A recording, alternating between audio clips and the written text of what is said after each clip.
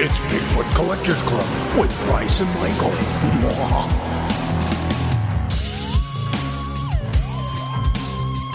I know a ghost story or two.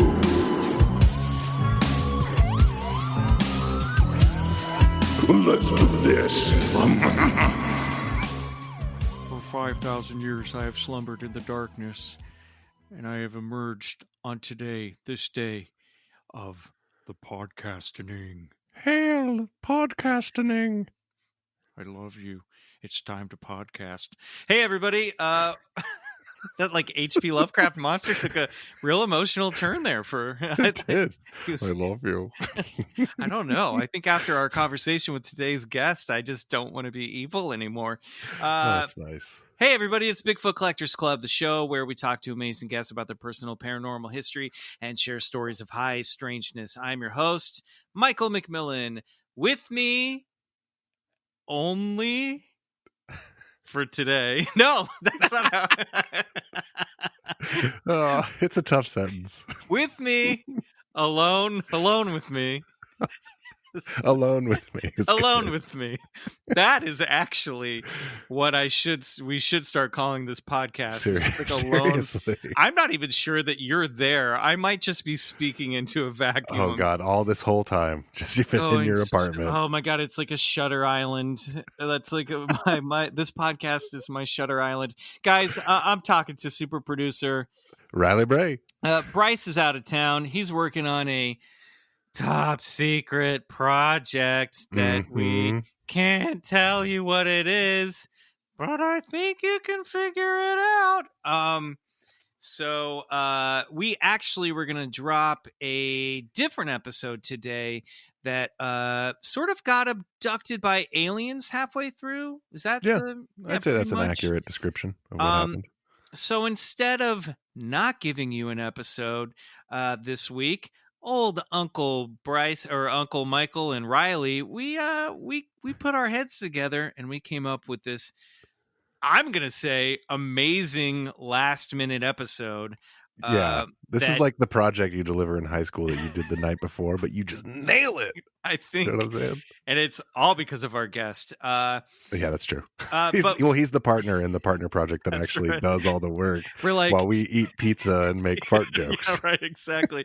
He's like suddenly a surprise visit from your cool uncle that played in a rock and roll band, like showed up, and you just bring him in for show and tell. That's exactly. So you have an episode. Listen, guys, we're planning amazing stuff for the month of August and to close out Wet Hot Alien Summer, which we've been celebrating.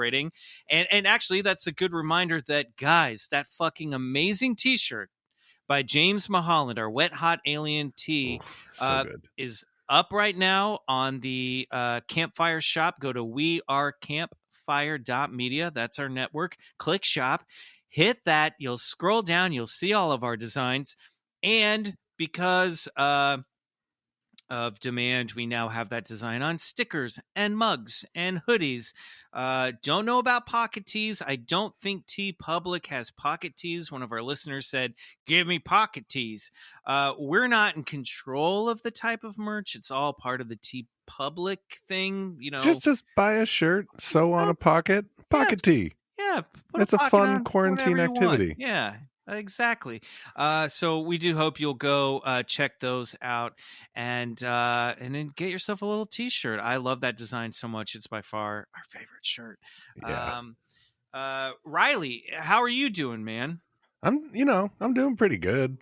All things considered, I refuse to turn to cynicism and despair, even though it's really easy to do.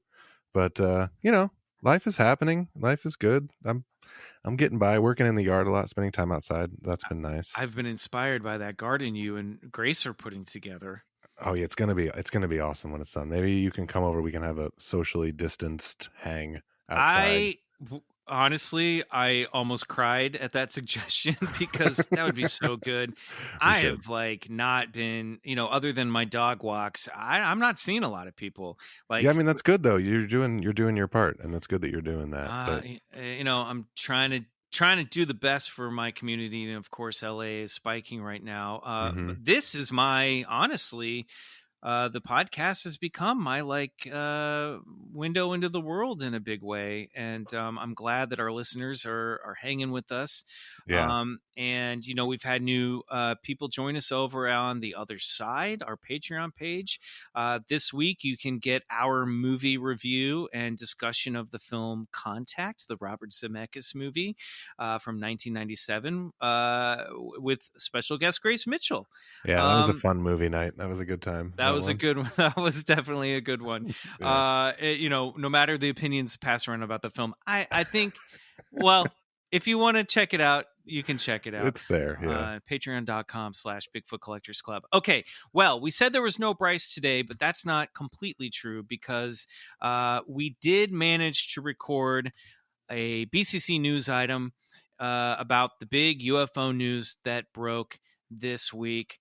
Why don't we just go over there? We'll listen to that. And then after that, we're going to sit down with the amazing John E. L. Tenney, who came in to talk about a wide-ranging amount of stuff, mostly UFOs and aliens, as it is wet hot alien summer. But we kind of got deep. It was we did. It got a little metaphysical, a little philosophical. That was a nice conversation. He's a super thoughtful guy. So, all right, let's listen to some news. Let's talk to John E. L. Tenney, paranormal researcher, investigator, author, humorist. And then after that, we're going to come back here, and Riley and I are going to say goodnight to you guys. We'll see you in about an hour.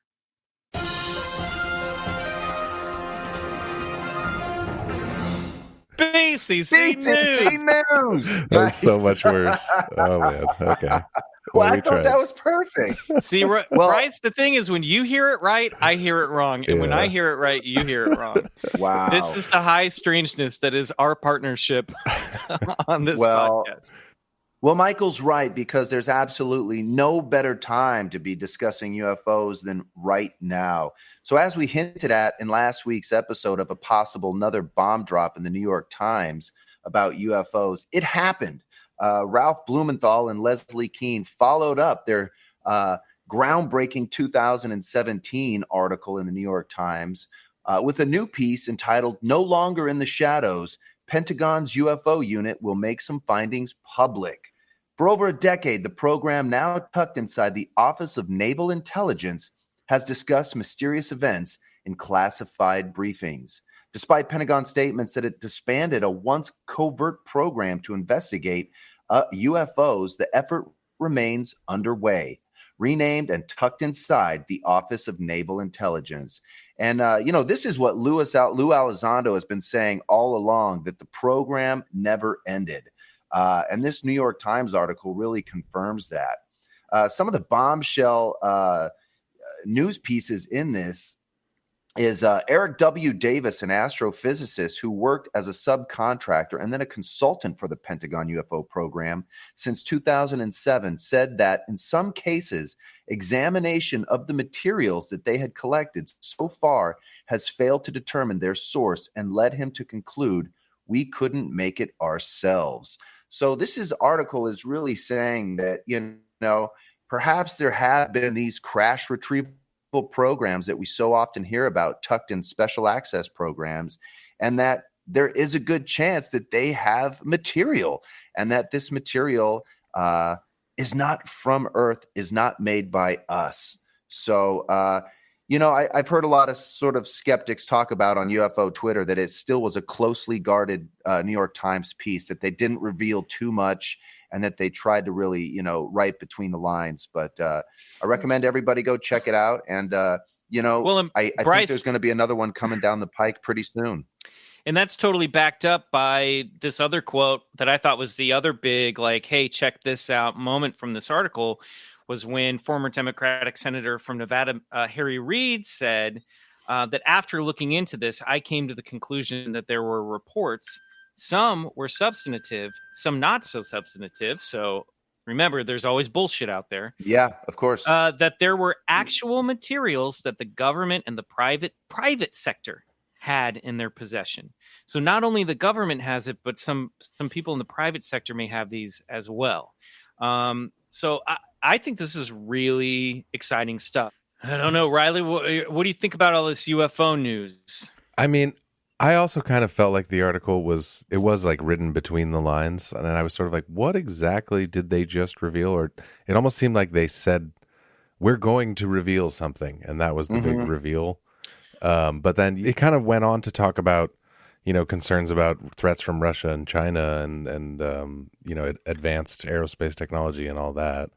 Yeah, well, right. It seems like the Congress has to always house it in those terms that we've just got to make sure it's not coming from Russia or China. And it's like, give me a fucking break. But that also, I actually think that really makes sense. One, it's easier to sell that way. It also is true. A way to skirt around the stigma of, are we really talking about UFOs? Right. Plus, like, some of this shit might not, I don't think everything that's unidentified out there is an alien spacecraft or an interdimensional spacecraft. Some of this shit might also be drones from China. We don't, we don't know, but they all have to be lobbed together for a foreign threat. And you'll see that perspective goes all the way back to the way the military handled the Roswell crash in 1947. I know that you don't believe that there are Chinese drones flying over and evading our best fighter pilots. I know that for a fact that you don't believe that. I don't,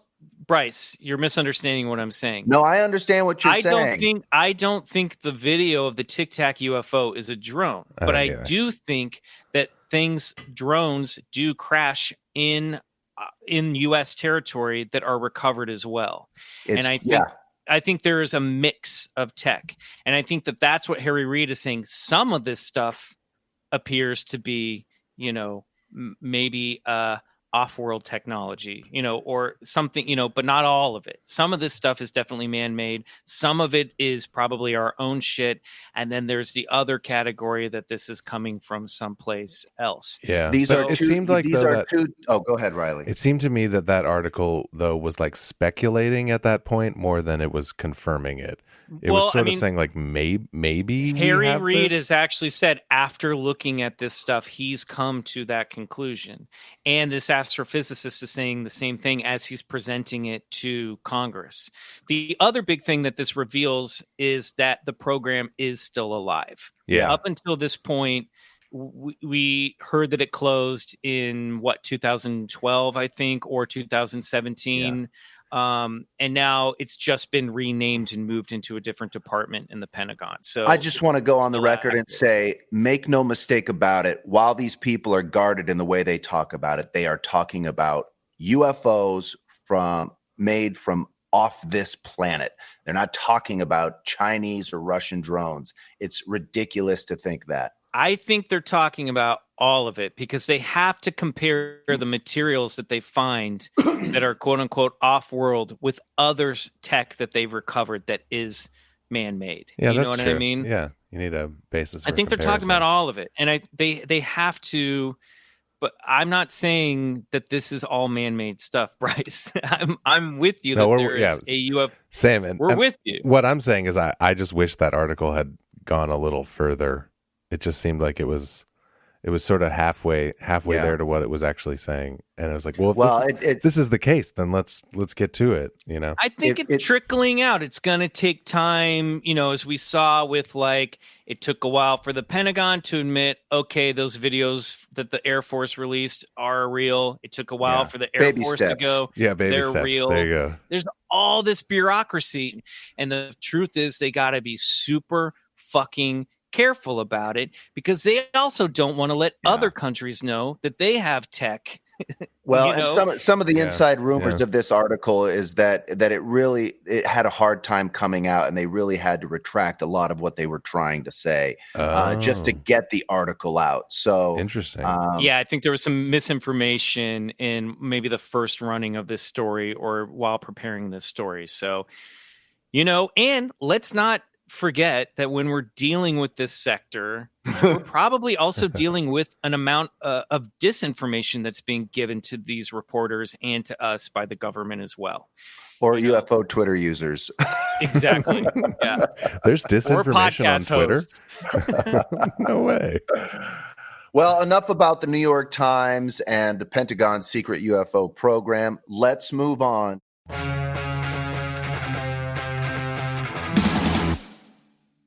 Boys and girls, today's guest is an author, lecturer, humorist, and has been actively involved in the field of anomalistic, conspiratorial, occult, ufological, and paranormal research for almost 3 decades.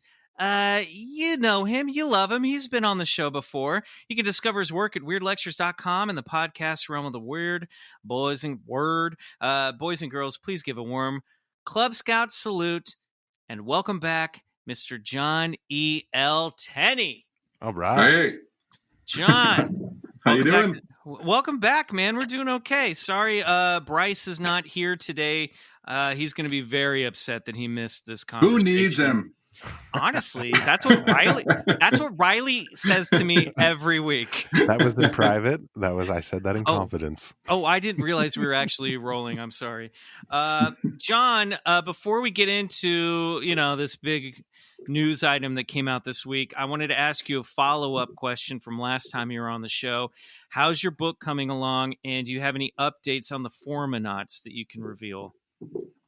No, I'm actually right now, I've got a couple of different people processing different data points because I want to have some charts and graphs in there and then some things that people maybe do or don't think about and how they would correlate. So I'm not a great numbers person, but I have a lot of friends that are mathematicians and scientists and in various different fields. And so I have them working on numbers for me, which is the most unfun part of the book for me. Now, when you say numbers and you're talking about a paranormal investigation, what does that mean exactly?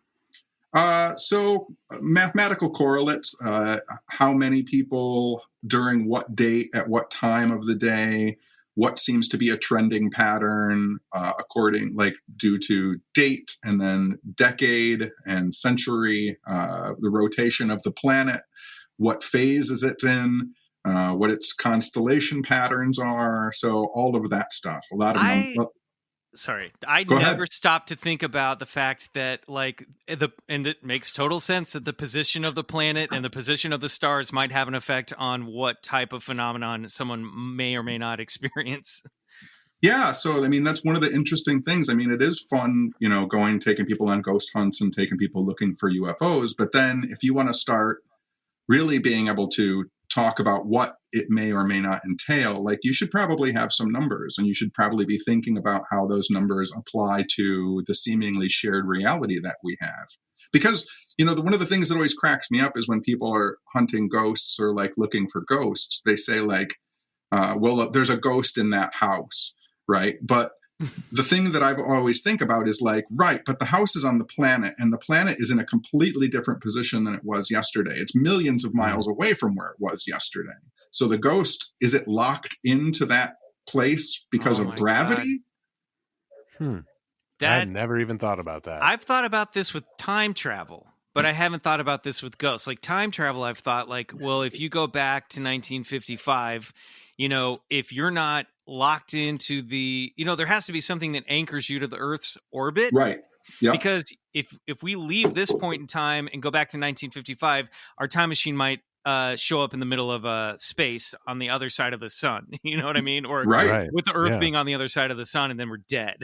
So I've thought about that, but I've never thought about it in those terms of the paranormal. And that is fascinating because that also makes you think that maybe there are these portals that aren't on Earth, but portals that are within Earth's orbit, that maybe those are opportune times for, let's say, an interdimensional craft or a craft from another, a wormhole opening up from another galaxy or another star system might be able to drop in and out. I remember, or it passes through a field that makes ghosts more viable to our brains and our reality. Dude, outer space ghost field, that is cool stuff. That's because if you draw that idea forward, I try and always think beyond my own thought. So then knowing that the planet is millions of miles away from where it was yesterday, and why would a ghost still be in the house? And if the ghost persists to be in that house, then I think forward, okay, there's going to be a time after the sun goes red giant and blows up the Earth, 4 billion years from now, or whenever that is. Is there going to be this contained field floating around in space that the Earth used to be in that's going to be full of ghosts who think they're still in a house? Whoa. let alone Whoa. the planet. Right. Wow. And then if that's the incredible. planet's gone, is the house a ghost? You know what I mean? Like, Right.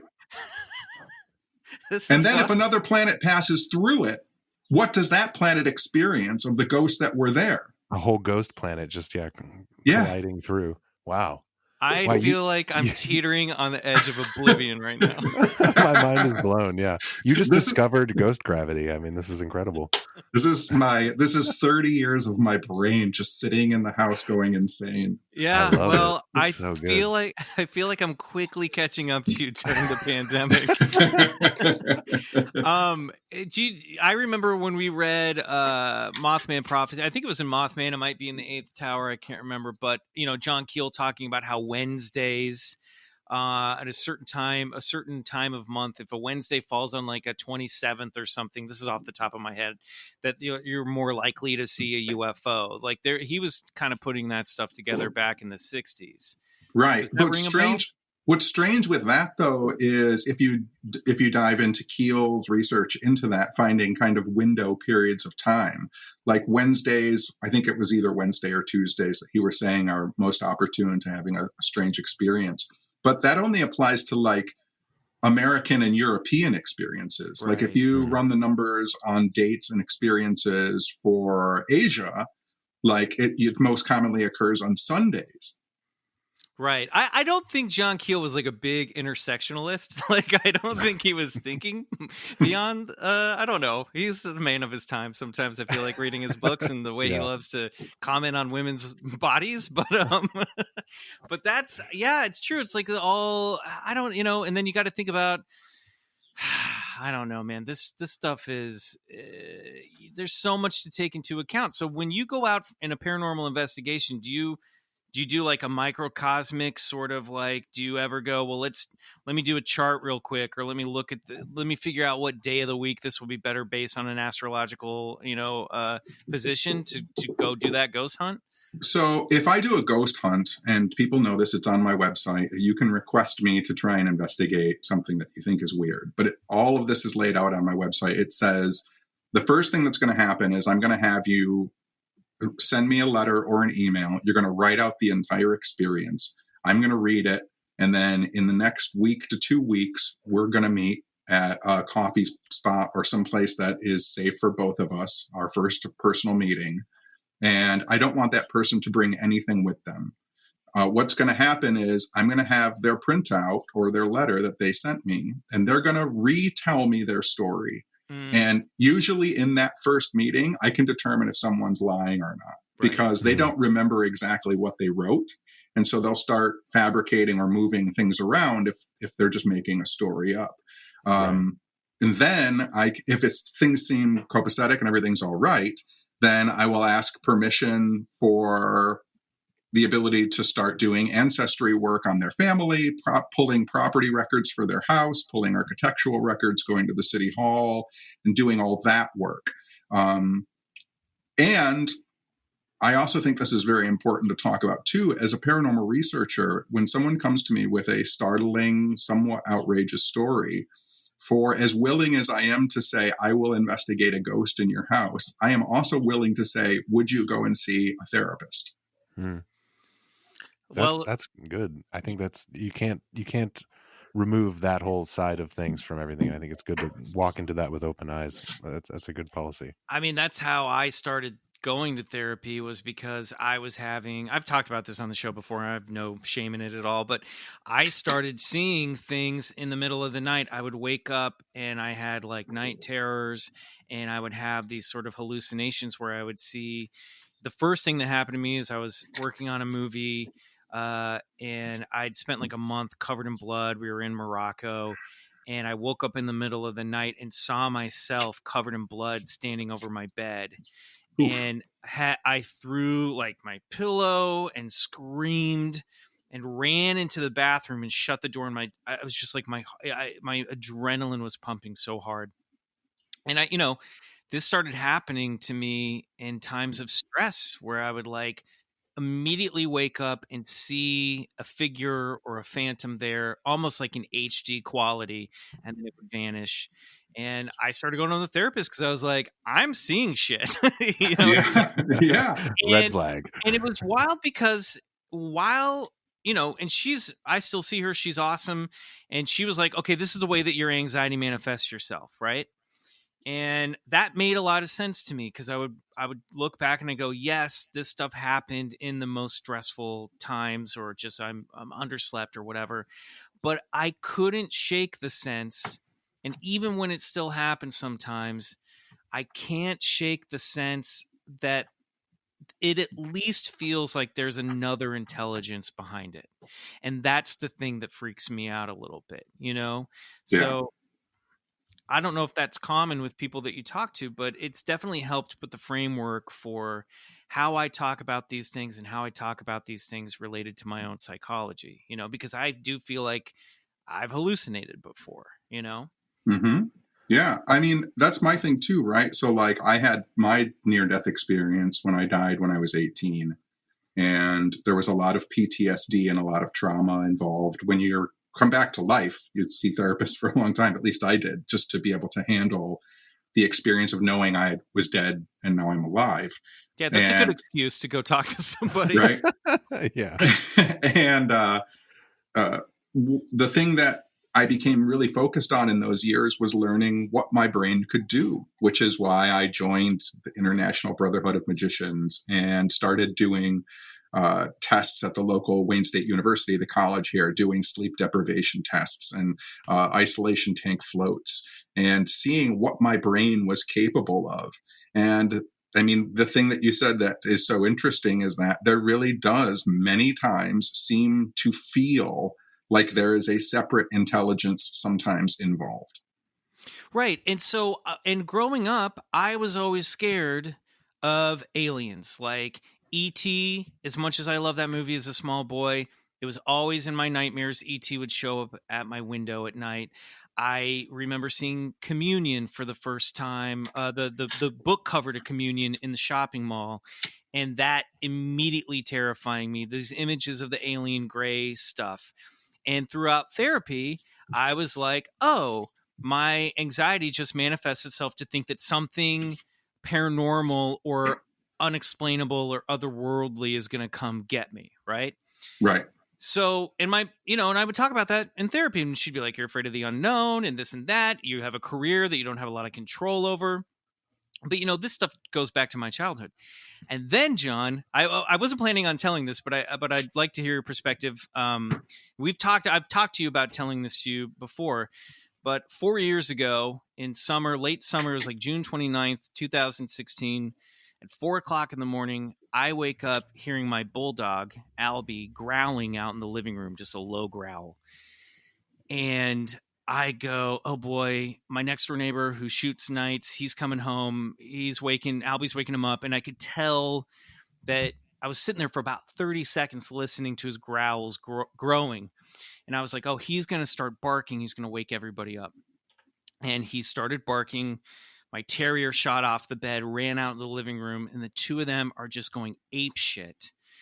And I walk out into my living room, and I'm facing the window. Now, here's the thing. I wear glasses. I did not put my glasses on, but I'm about 12 feet away from the window. I can still see what they're barking at. And what they're barking at is there is a figure in the window. And this figure, all I can see is a long neck and like a inverted spoon or inverted teardrop shaped head. And my dogs are barking at this thing. And my curtains are drawn, and there are lights that project up from this little like rock garden in front of my apartment on the ground floor. So this thing is just being shadow puppet projected onto the curtains. And my first thought was, that looks like an alien. I mean, it was like straight up, like it like on the nose cliche. So on the nose, alien gray silhouette that at first it did not scare me. My first thought was like, someone is looking in the window to break in. My second thought was, that looks like an alien. And then I see this thing turn its head, and its body movements, it undulates, where I can see the ripple of its neck as it kind of cocks its head as if it's aware that I'm in the room. And once I saw it move, and I could see where the neck met the back of the base of the skull, and it almost looked like a golf wedge. That kind of you know, kind of like ET, but much shorter, not as much of or his face wasn't as long. I mean, this looked like something out of Close Encounters in silhouette. Now, I didn't see any details. I think had I had my glasses on, I would have been able to see maybe even through the curtain, through the sheerness of it, and maybe seen a little bit more detail to it. So this thing moves its head. I go, oh shit, you know, not stopping to think about what's happening, turn on the light, and it takes off towards the back of my building. I quickly put on my glasses. I go out on the porch. The dogs are going nuts. And I'm looking around, and next door to me, my next door neighbor, Kyle, comes out, who I thought that was the guy who was coming home and starting this. I go, hey, did you just get home? And he goes, no, I've been home for about an hour. What's going on? I go, I didn't want to say what I wanted to say. I just said someone was looking in my window. And he goes, that is so freaky, dude. I was just watching Netflix since I got home, and I could have sworn something was in. He said, my porch door's been open this whole time. I could have sworn something was in the apartment watching me. So we did we looked around the building, couldn't find anything. I had Kyle stand in the window, and I stood where I was standing. I took off my glasses. It was a completely different shape. You know, it looked like a man's crouched down by the window. This thing looked like a stereotypical cliche alien gray. And I have no idea what it was. And if my dogs had not started barking and started the whole thing, I never knew what it would have been passing by. And I thought it would have been a hallucination of some kind, you know? But it was wild, and it was the weirdest thing I've ever seen. It was also about 3 weeks after I had been to Roswell, New Mexico. So that, you know, I don't know if that has anything to do with it or not. And nothing like that has ever happened since, but it's by far the weirdest thing I've ever seen. I'll tell you what's interesting. And researchers, we all have our little, I don't even know what you call them. Like when I'm talking to people who have had an experience like yours or a UFO experience, I look for little key components to see like if they match up to kind of the data points that I've been looking for. And one of the things that's interesting is you hit one of those data points, which is, I don't talk about this too often because I don't want people to know that's what I'm looking for, but I really don't care at this point just because it's an interesting conversation, which is when people have an experience of seeing what they think is an alien creature in or around their house, one that I think is a true valid experience. They do something totally and completely non-psychologically calming as a human, which is they go after it. Right. If it was a human outside of your house, you wouldn't have done what you did. Whoa. Yeah. Yeah. You would have jumped back, been like, oh shit, there's a human out there, call the cops, somebody's outside. But instead, it was so beyond your fear response that you were like, what the fuck was that? And your wonderment overrode your fear response to enough to go out and walk around and look for it. Right. I was convinced it was hiding behind the cars out back or something. And this thing, the window ledge, is maybe 3 feet from the ground. This thing was, and it fit into it was about 3.5 feet, maybe 4 feet tall. I'm 6'2". It would come up to maybe my sternum, the top of its head, I guess I'll say. It's always fascinating to me when the fight and flight responses get kind of jumbled in these experiences. I've talked to many people who woke up and looked out of their house and saw what they thought was a little man or an alien, and go downstairs and go outside. Yeah, almost like a calmness takes over from. It's like you short circuit that fight or flight, and then it's something else that it's beyond that. Look, from I can tell you a personal experience. I live just outside of Detroit. I woke up I've been doing this for 3 decades. I woke up one night laying in bed because my house seemed to have gotten too quiet. I don't know if that makes any sense, but I'm used to the clicks and buzzings and pops of my house. And it was almost as if there had been a noise and then there wasn't a noise, and it was enough to wake me up. Mm-hmm. And my bedroom door was cracked. And as I looked out the bedroom door, I saw just the outline silhouette of a human, what I thought was a human head. But the thing is, like, immediately something inside of me told me this is a human that has broken into your house. And I immediately stomped on the floor, made noise, grabbed a baseball bat, grabbed my phone. Like, I did the things you do when a human is around. Mm-hmm. I didn't say like, oh, hey, buddy, and like get up and walk toward it. What's going on? Like, there wasn't any wonderment involved. There was just pure panic and fear of a human who I know can hurt me. I had that fear for a split second until I registered the shape of this thing. And that's when the wonderment kicked in, you know, using your words. The weird thing about it, too, was, and I've said this on the show, talking about it in the past, but it looked like an alien gray, or what we would call an alien gray. It looked like Steven Spielberg designed it. But I didn't have any of the other UFO phenomena. No weird lights. No weird dreams that night. I got the gut feeling that this thing was sort of passing through, and was maybe a terrestrial phenomenon that we just aren't allowed to see. It felt, I've told you this, Riley, I mean, and you and Bryce, like, it felt more like catching a glimpse of a leprechaun than it did seeing an alien from a spaceship. Right. Yeah. Like you were just catching an alien on his way to work or something. He was Yeah. like, oh shit.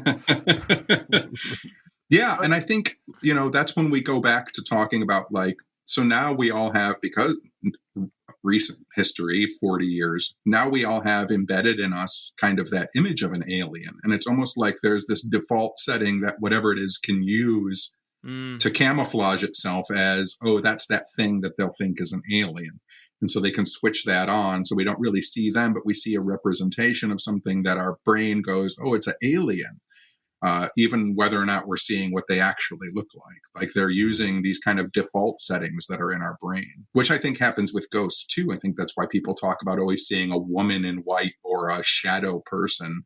I feel like we have default triggers in our head for when they want to not actually be seen, but still be seen.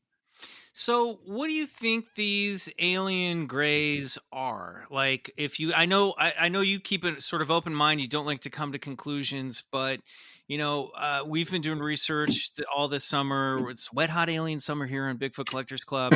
And so we've been going down some deep dives lately on UFO and alien stories. I know they kind of pop up, you know, with Betty and Barney Hill. I know Aleister Crowley was in communication through the occult with some sort of entity called Lamb that looks like an alien gray. You know, the bodies at Roswell look like alien grays. But when did alien grays? When did this iconography that you're describing? When did that really take over and replace, you know, these more bizarre aliens like the Flatwoods Monster, or, you know, the Pascagoula aliens, or the Little Green Men? Like, why? What do you think's going on there? I think, well, I mean, again, I think that we're kind of building on top archetypes on top of archetypes. So the modern kind of big-headed, big-eyed aliens, that really comes around in the 1920s when people start really writing not fantasy, but science fiction. All of a sudden, you know, for hundreds of years, people had been writing stories about elves and fairies and kobolds and cave knockers and all of these weird creatures. And once people were flying, they started applying those creatures to the sky and to space once we started seeing that we might be able to have space travel. And so, you know, amazing stories, startling fiction, all of those books on their covers started hypothesizing what someone would look like in the future, or what someone would look like from an advanced planet. And the archetype for, you know, ethereal beings were always these small creatures. And so maybe a small body with a big head because they have a big brain. And that's really in the 20s and 30s when you start to see short people with big heads starting to arrive. I was surprised doing research that H.G. Wells was describing alien grays in his stories as well, like right around that time, like the 19 you know, the early 1900s. And 20s. Yeah. And it really, I mean, it really did pick up steam. And then before you know it, you know, people stopped seeing fairies and elves and started seeing alien grays and little green men. And even when they didn't want to see the bizarre aliens, for centuries before, people had talked about heavenly messengers. And there were the contactees in the 50s. You know, they were seeing blonde-haired, blue-eyed people who were heavenly messengers. And so it just kind of became not of the spirit world, but of the space world. Mm-hmm. Yeah, that sort of explains those the Nordics and the Venusians, because they really do sort of look like more New Age Christian angels than they do aliens. Right, for sure. And, you know, a lot of our science fiction and folklore is based on Judeo-Christian researchers and Eurocentric researchers. And so they tend to take on these forms. There are contactees who have contacted Michael, Gabriel, you know, Ashtar. All of these people are ancient names for elder beings and elder gods and angels. And now they're just space people. But you're not saying that that means that this isn't all just a figment of our imagination, as you know, collectively, that this could be an intelligence that's coming through in the forms of our own fiction, perhaps. Yes, I absolutely think that our mind is a huge component to this. And I think that the world that may exist beyond our own interacts with us through our minds, since that's how we perceive reality. And so it uses dreams, art, music, language, culture, folklore to shape itself so that we can see it and perceive it in certain ways. I think that artists, I mean, some of the best future forecasters and predictors are science fiction writers. It's not Nostradamus. It is H.G. Wells. It is Jules Verne. People who sit and think and allow the creativity of the universe to unfold in front of them and just write it down as fiction. A lot of that ends up becoming the truth because the universe is using them as a conduit to get the idea across. Well, and a lot of these guys too, I mean, at least like Huxley, you know, were into also, you know, meditation, opening your, you know, doing mescaline, like opening your horizon, psychedelics, and getting information through sort of non-traditional ways as well. So that stuff fed into Philip K. Dick. I mean, come on, you know, that all fell into their work that way. So it is a very heady, especially, you know, especially there in the mid-century, it's a very heady art, I guess, you know? Yeah. Yeah. And and you see, you know, there are minor little blips that you hit every now and then when you're doing research where you'll realize like, oh, this is some kind of memory that we all have. Like, I think it's very odd, and nobody ever really talks about this. I mean, I've heard a couple of people talk about it, and I talk about it at my lectures, but the constellation Orion, cross-culturally and around the world for centuries, has always been a big man. So, like, how and why do cultures who have not interacted in thousands of years all have the idea that that star pattern represents a giant man in the sky? Like, where does that original idea come from? And then how did it spread all across the world and persist for centuries? Wow. Yeah. I don't know. Why? What do you think? I'm throwing it back at you. I think that perhaps someone long ago from that direction met with people who lived here or brought people here.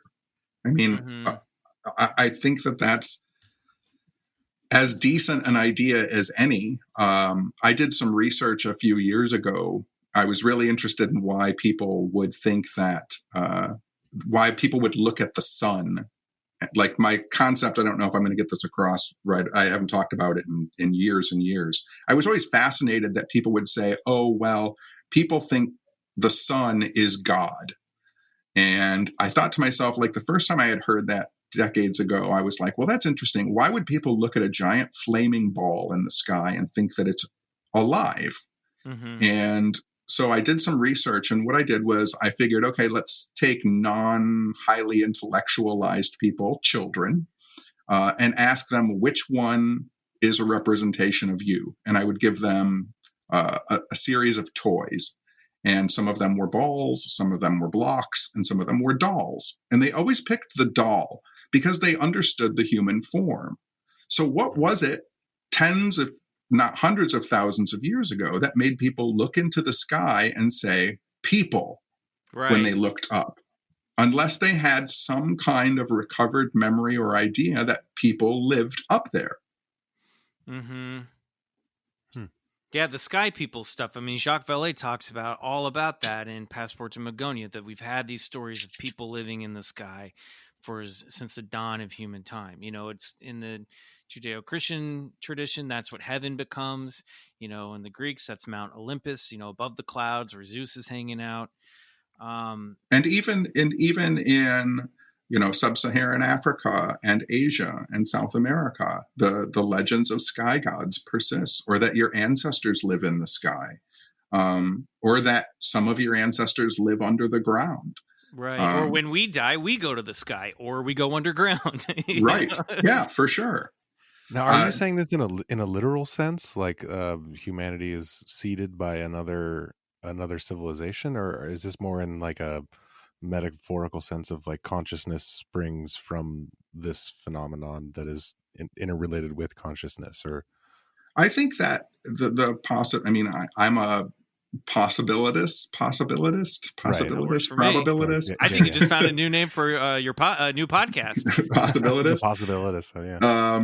I mean, I think it's possible that there was life here, as much as there was life brought here. I don't have any problem with their life being here and life being brought here. I don't have any problem with life being here, life being brought here, and consciousness trying to interact with both or neither or only a part of that group. So, you know, I think one of the difficulties in doing this type of research, and why I don't like to be locked down and give people declarative and definitive statements, is because we don't have any idea. And what this should be, what we're all doing, aside from searching for the answers, is we should be using this as a way to strengthen our brains through mental gymnastics by thinking forward and thinking of every single possibility, and not saying, okay, that one is the best and that's the answer. As soon as someone tells you that they have the answer, I mean, that person is a lunatic. Yeah. I love that. I totally agree. I think that's great. That's a fantastic way of looking at it, and a way in which you can actually puzzle through the problem without becoming encumbered by all these beliefs that you have to then fit everything into the box of. Right. Go ahead, John. I was going to say, I know that this isn't on the topic of UFOs, but it's become up recently, and I just had this conversation with a friend of mine, which was, I have been very disheartened because, you know, I started off my research in the mid 80s. My mentors were historians who studied political assassinations of the 1960s and 70s. So JFK, RFK, MLK, Malcolm X, Kent State, Black Panther Party, Fred Hampton, all of that stuff. So I actually was started as a conspiracy theorist. And one of the things that is just overwhelmingly earth-shattering, heartbreaking to me is to see what has happened to conspiracy theory, because conspiracy theory was mental gymnastics. It used to be a good time. it used to be a good time, and it was a great way to strengthen your brain and your critical thinking skills. Because if someone said, oh, there's a giant base that houses 500,000 aliens underneath this Groom Lake in Area 51, you can say to yourself, like, okay, well, what do they do with all of their waste from going to the bathroom? And how do they get food supplies down there? And who cleans that stuff up? Because if you have 500,000 people living beneath the ground, that's going to take a lot of resources, energy, and effort. Mm-hmm. And then it quickly falls apart. Well, maybe it's not 500,000. Okay, it's only 10,000. Well, if it's only 10,000, you still need, probably a few thousand people just for maintenance and upkeep. And you can actually use conspiracy theories to start generating critical thinking skills. And now conspiracy theory has become, someone said something, that's what it is, I believe it, and now I'm going to die for it. Right. Yeah. It's become its opposite. That almost, sometimes there almost feels like a conspiracy there, where it's some sort of like psyops situation where the conspiracy mindset has sort of been co-opted by that which wants to destroy that way of thinking, and create a situation where it becomes meaningless and it becomes laughable, Right. And then people stop reading and researching about it. Right. Yeah. So this kind of segues perfectly into the news this week, just in terms of the Pentagon or the New York Times article we covered in the BCC news about, that they may have, there's people involved that are saying, hey, I think some of this stuff might come from off-world materials. We have Congress that are trying to wrap their brains around that. Maybe, it's all still feels a little vague, as Riley pointed out. But how does this moment that we're living in now, coupled with news of this UFO variety that's been slowly coming out over the past couple years. I'm not someone who really buys into an idea of disclosure. I just don't think something like that's going to happen. But there would be people reading this news saying it is happening right now. Like, what's your take on this, John? I think it's one of the things that I've tried to do is tell people and relate to people how vastly important it is to understand the cyclical nature of certain things in history. And we are living in a time right now that seems, with UFOs, in regard just to UFOs, we are living in a time now that seems unprecedented. And it seems unprecedented because the people who were alive when this happened before, the first time, are dead. And the people who were alive the second time this happened are dead.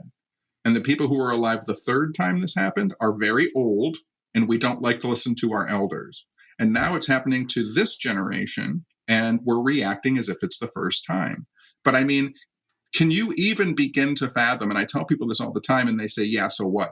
But can you begin to fathom 1947? We're just out of World War II. The world is in kind of this upheaved state. We don't really know what's going on, who's our friends and enemies. We don't know, how the economy is going to recover. It's very similar in essence to some of the things that are going on now. And the government reveals, okay, project sign, we're going to study UFOs. And immediately, everyone starts seeing UFOs. UFOs hit the newspaper. UFOs are on television. UFOs are everywhere. You would have thought that aliens were going to be revealed. And then it's kind of dies down and it goes away. And then in the 60s, the government's like, okay, we're going to do it. We're going to study, we're going to have the Condon report. We have Project Blue Book. We're going to talk to UFO people. All of a sudden, contactees, everybody's seeing aliens. Everybody's talking to aliens. People are going to Mars. People are going to Venus, saying that they've had contact with Venusians. It would have looked like UFOs are coming around. Now you go into the 1980s. All of a sudden, you have former retired generals and people who did work for Project Blue Book and people who were doing studies like Jacques Vallée at SRI saying, okay, UFOs are real. And all of a sudden, there's Groom Lake, Area 51. People work at UFOs. People make UFOs. They've seen UFOs. They're government contractors for UFOs. You would have thought disclosure was going to happen.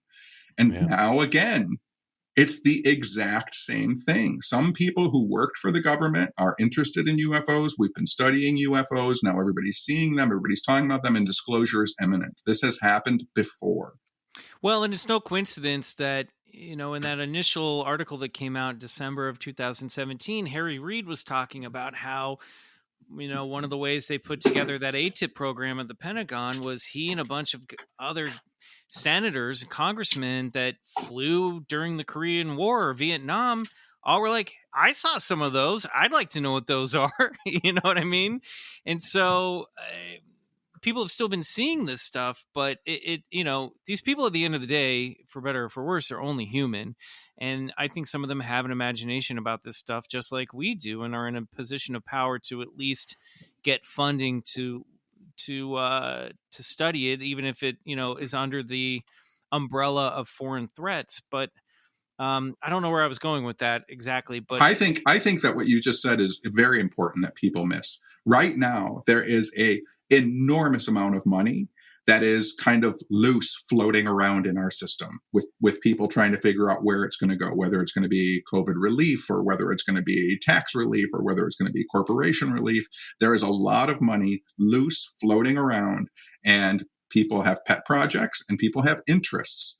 And if you can funnel a couple $100 million into 3 or 4 friends' accounts who are going to help you out and you help them out, I think money plays a much bigger factor in this than actual UFOs. Right. And obviously, like Bigelow, guys like Bigelow who are in the private sector now, like people like Tom DeLonge who actually have liquid and can Well, and pour Bigelow, who resources is into this. from Bigelow, who was Reed's constituent. Like Right. Reed is from that area of BASSS. Yeah. That makes so much sense. So how do we break out of that cycle you were describing though, John? That the walking up to the line of disclosure and falling back, or do we not break out of that cycle? Is that just sort of the nature of how we dance around? It seems generational the way you explain it, right? Yeah. I think that we study history. We trust people who remain trustworthy over the years, because that's another thing too. We're like, oh yeah, that guy lied for 20 years, but now he's telling me the truth. Like, you just let people off the hook, which doesn't make any sense to me whatsoever. Right. There's that fool me once, shame on you, fool me twice, shame on me. I've never understood that. Like, fool me once, shame on you, fool me twice, fuck you. Like, you dick. Like, you dick, you fucking lied to me again. I'll never trust you. Right? I think we have a new t-shirt. And so I think like that. I think what needs to happen is, honestly, like, we need to talk to each other. We don't put all of our eggs in the basket of, there are these 5 guys who work for the government or worked for the government who know 10 more guys who work for the government in these corporations, and they're going to be the ones that disclose the alien presence to us.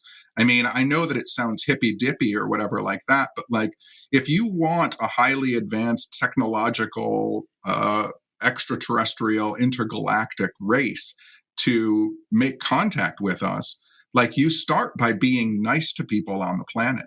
Like, you really do. Like, because you don't know whose idea is in what person's head. And you want to have the largest body of information and the deepest, most meaningful conversations you can have, which means you're going to have them with everybody, which means you're going to have to get along with everyone. Because, when the aliens land, I've said this before and I've written about it. When and if aliens ever come here and they are beneficent and they are loving and they want to share and change our world, which will change in a fraction of a second once they are revealed to be true, we're not going to be in the mindset at that time to point fingers and say, see, you didn't believe me. We are going to evolve very quickly. And we're going to evolve past nation states and skin colors and where you were born. We're going to very quickly become, holy shit, let's explore the galaxy. Man, that's beautiful. A plea for peace so we can, make our place in the intergalactic society. I love that. Do you think, John, that it's one of those things where, like, it's not until we get there that any of these, beings are going to reveal themselves? I mean, if there is a mental component, if there is a psychic component, which, as you guys read and research, it all seems to be somehow interconnected. They seem to have access to some of our thoughts, perhaps our dreams, our consciousness. I think that it's a very big deal how we think about each other and how we think about our own world. And if our consciousnesses group or collectively radiate out into a larger unknown world, like, it's going to pick up the cacophony of chaos as we hate each other.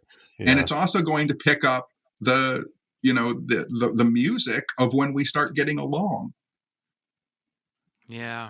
Gosh, I feel like right now it's like harder to get to that point than ever, but I don't know. That freaks me out a little bit. It's just, I just feel like the things that we really need to do to overcome as a society are all the things that seem to be vilified by conspiracy theorists, like to say, got to hold on to national sovereignty, one world government, all that stuff. That's all these, like, unification is a bad guy in a lot of these, these dark conspiracy theories, or the idea of, like, the thing that really bugs me is this idea of, like, oh, we're not, even if the aliens come, it's just going to be a hologram projected by the government to scare us all into subjection. You know what I mean? It's like, you can't, I just feel like we're at a point where, like, right now with this stuff, we can't win. You know what I mean? Just, there's such a division, right?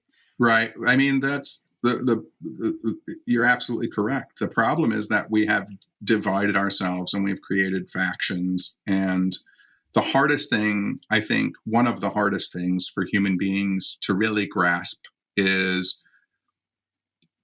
the thing that we have in common is that every one of us is different. Our difference is our commonality. It's the thing we share. And that's a beautiful thing. It's beautiful that we're all different. That's the same thing we have in common with every other different person. And I think if we could realize that, we would very quickly understand that I'm just looking at you. When I'm looking at you, I'm looking at me in a disguise. Like, that's it. I like that. Yeah. Cause go ahead.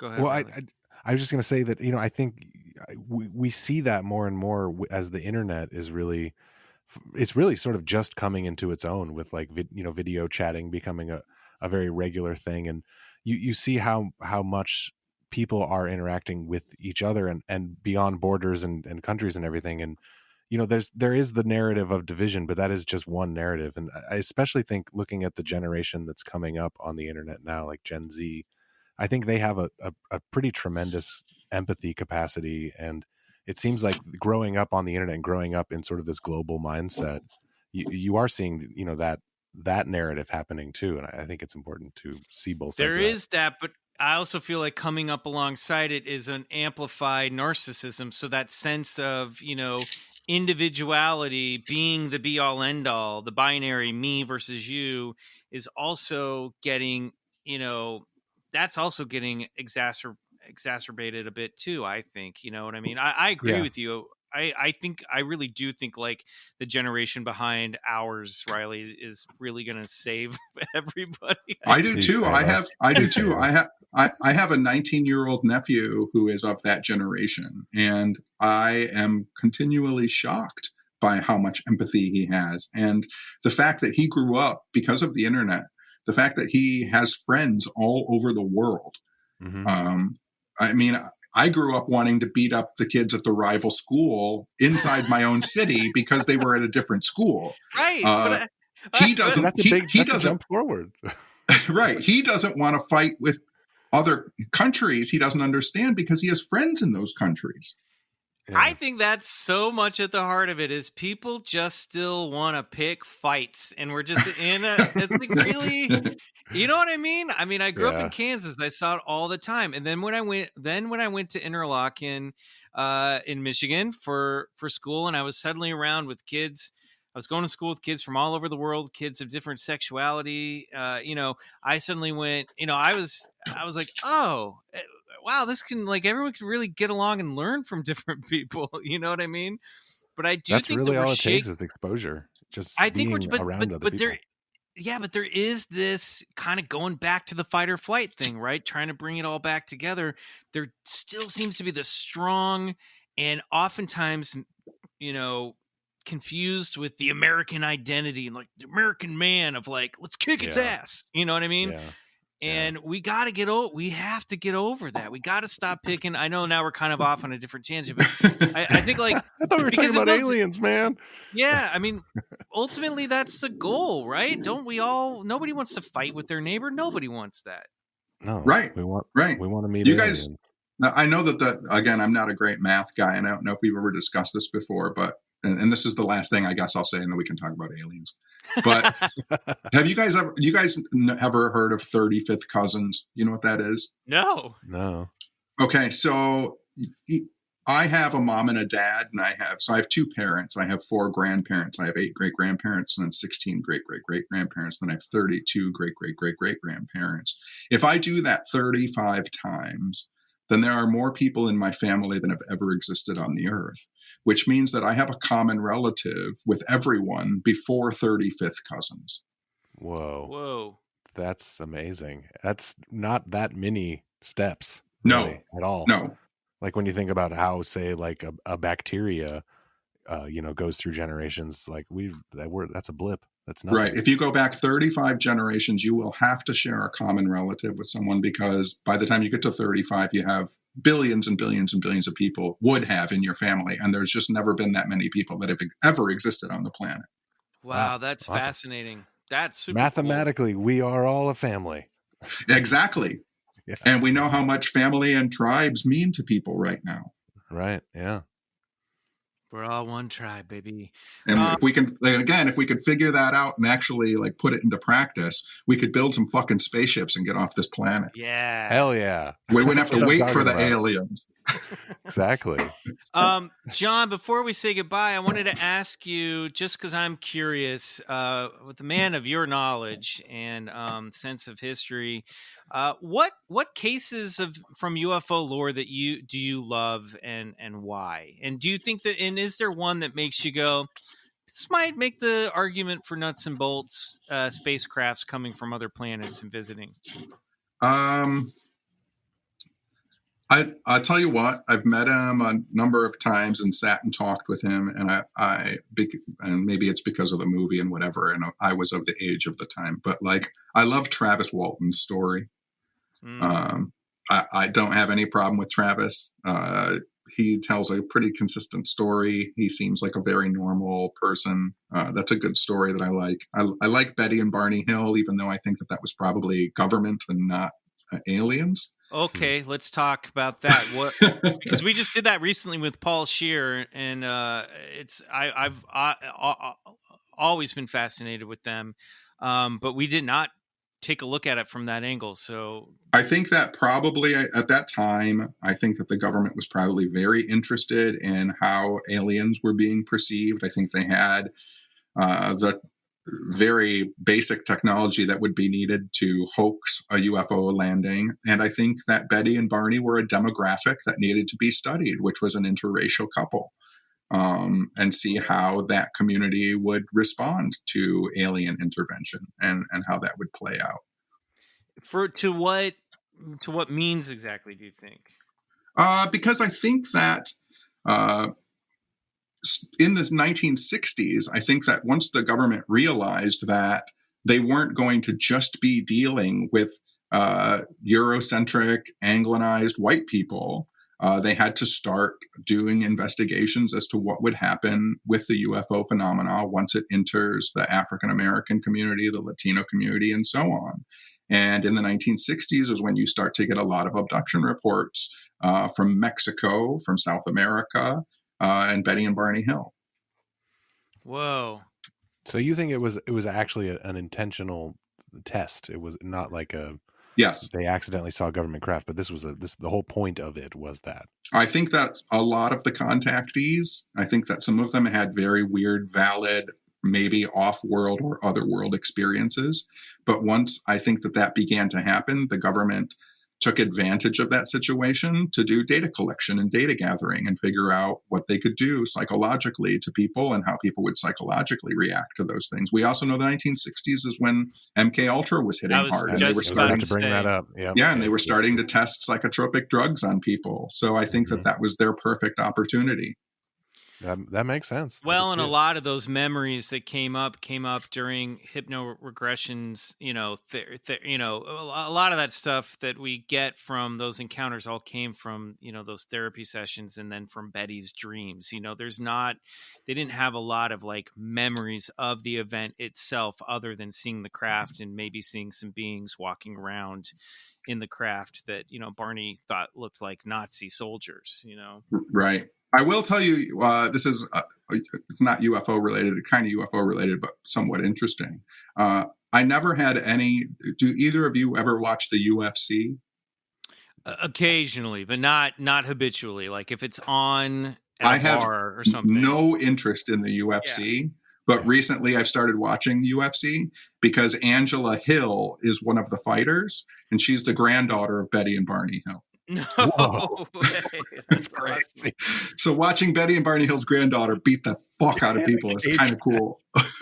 Dude, I just Googled her now. Angela Patrice Hill. That is fucking rad. Okay. Well, I have my new favorite UFC fighter. I'm a fan now, 100%. Have you? And a lot of UFC fighters actually carry crystals around with them when they fight. Whoa. There's a huge crystal UFC community. Subsection of UFC. Interesting. Yeah. So if we wanted to, we're sitting here in the pandemic. I'm still under, lockdown basically. If we wanted to maybe at home try to contact a higher intelligence or a quote unquote alien, how would maybe we start going about doing that? Not that I'm getting any big ideas.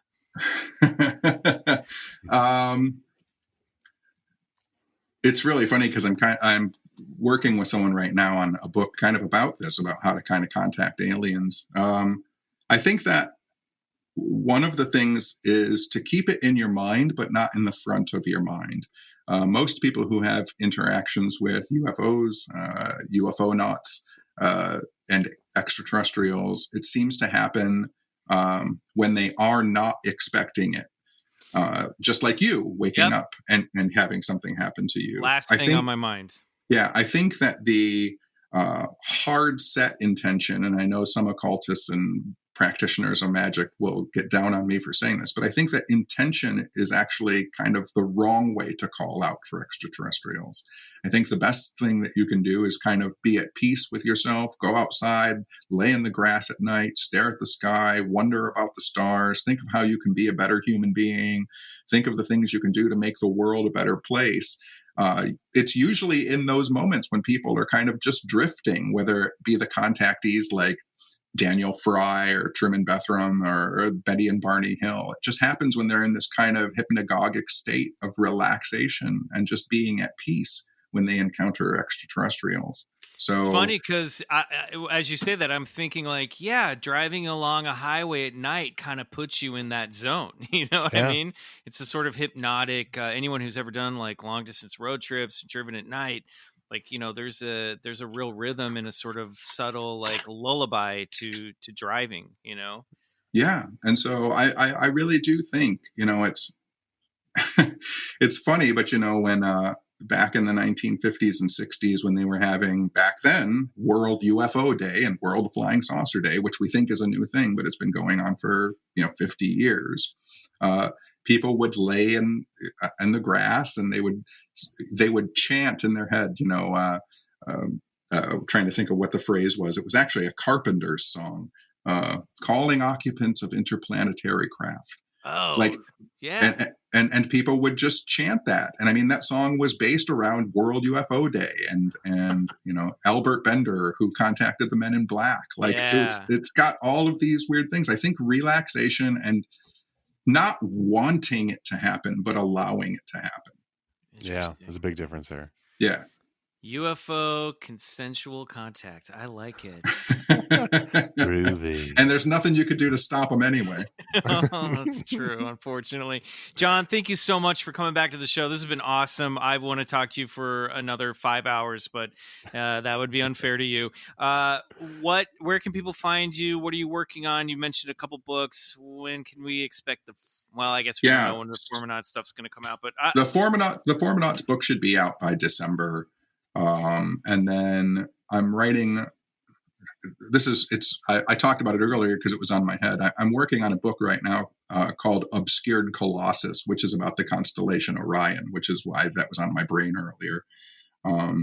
And talking about, I'll give you away the book since the book is only like 50 pages long anyway. But I seem to have figured out that Paul Bunyan is actually the constellation Orion. That's awesome. Yeah, that's I can see that. Awesome. So the giant hunter in the sky. But so that little booklet will be out. And then again, I'm glad this is how we ended. By the end of this year, just in time for Christmas, I'm putting together a UFO not alien contact divination system. What? Yeah. Do tell.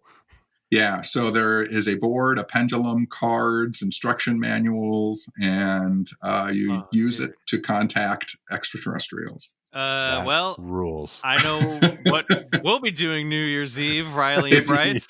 If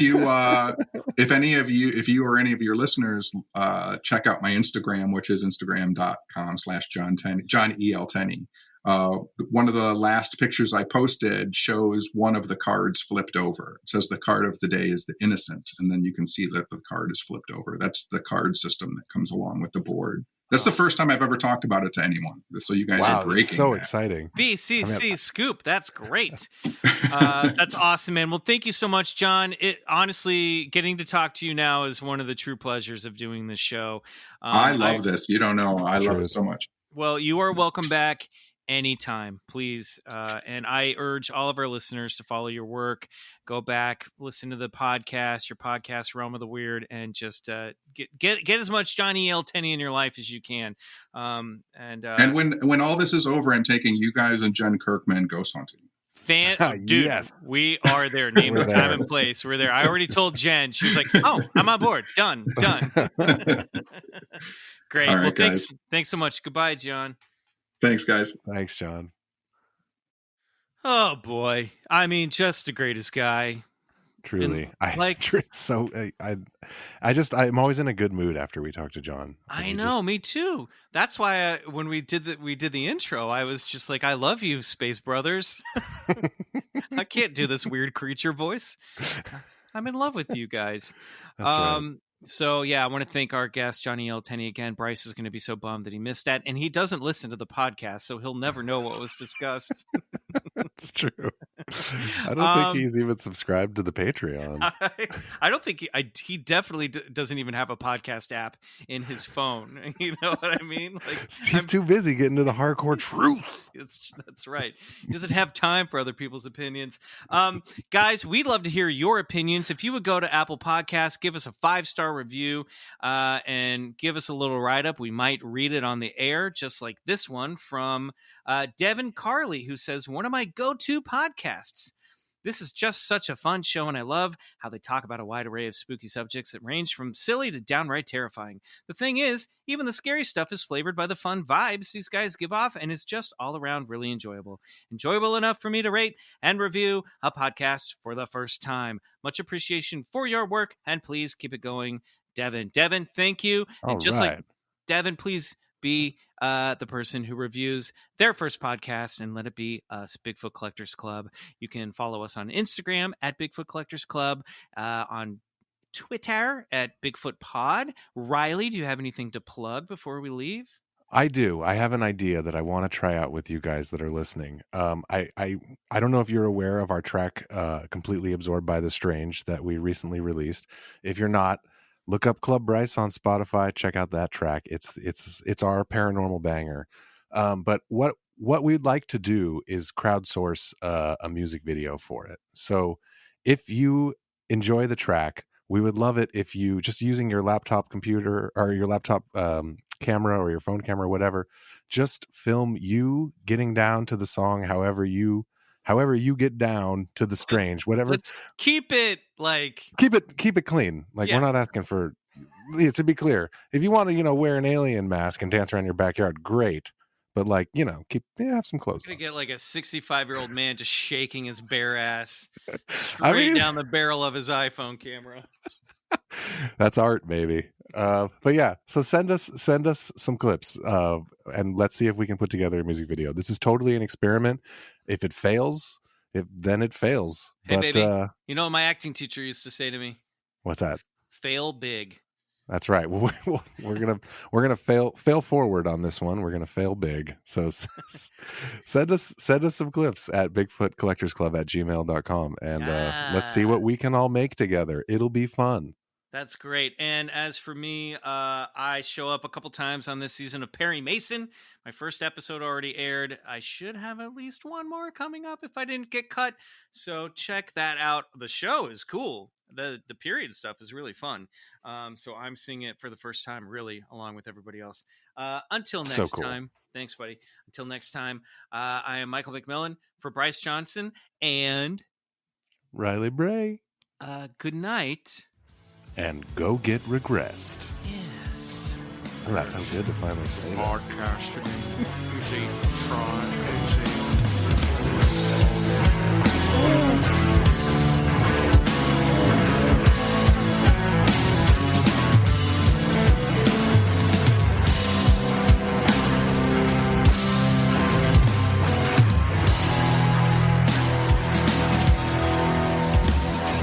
Bigfoot Collectors Club is produced by Riley Bray. Our theme song is Come Alone by Suneaters, courtesy of Lotuspool Records. If you like the show, please rate and review us on Apple Podcasts. It really helps get the podcast to more listeners. To support the show, check out our Patreon page at patreon.com/Bigfoot Collectors Club and unlock multiple reward episodes every month.